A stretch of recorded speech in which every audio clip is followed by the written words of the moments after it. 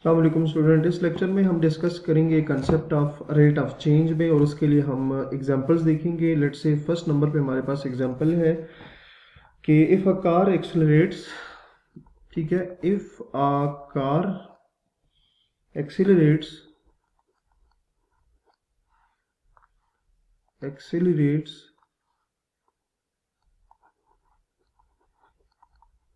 if a car accelerates from 0 to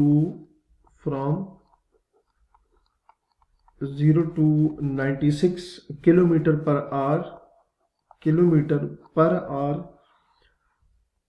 is in 8.0 second, in 8 second, then we say that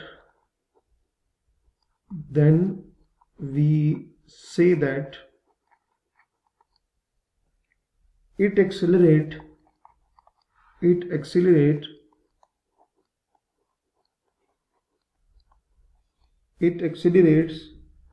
at an average rate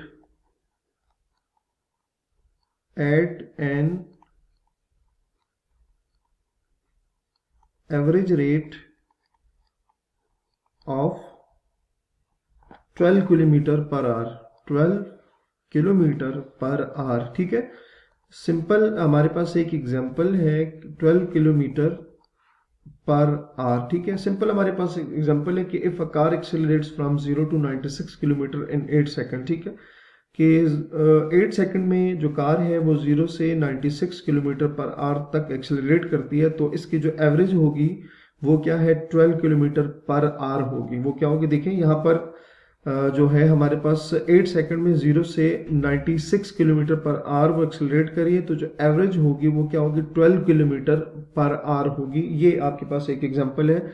ठीक है, हम इसको discuss करेंगे, एक और एग्जांपल भी देखेंगे। अच्छा जी, दूसरी एग्जांपल है कि if a spaceship climbs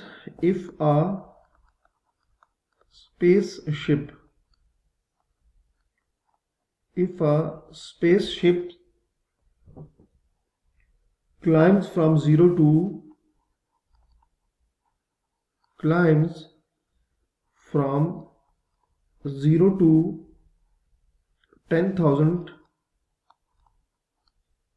10,000 meter in 2.5 seconds, then we say that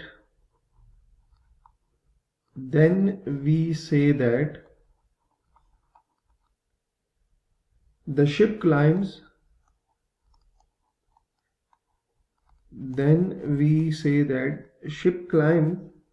at an average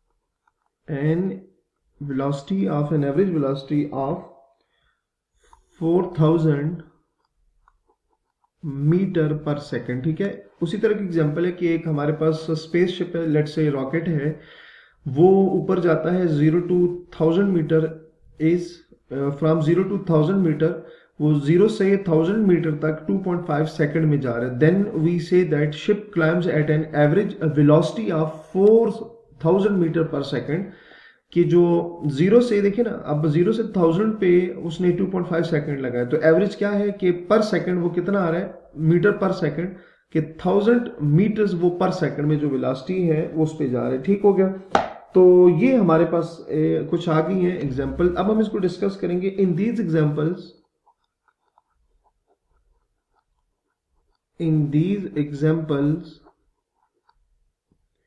the indicated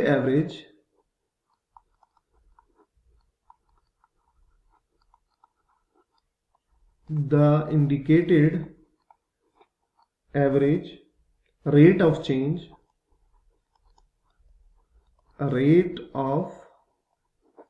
change is obtained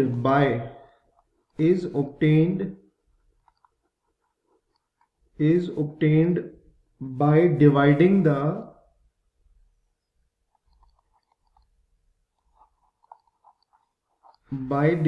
the change in by dividing the change in the dependent variable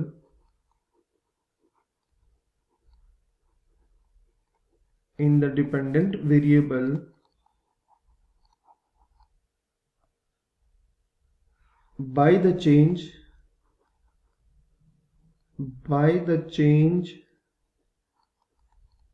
in independent variable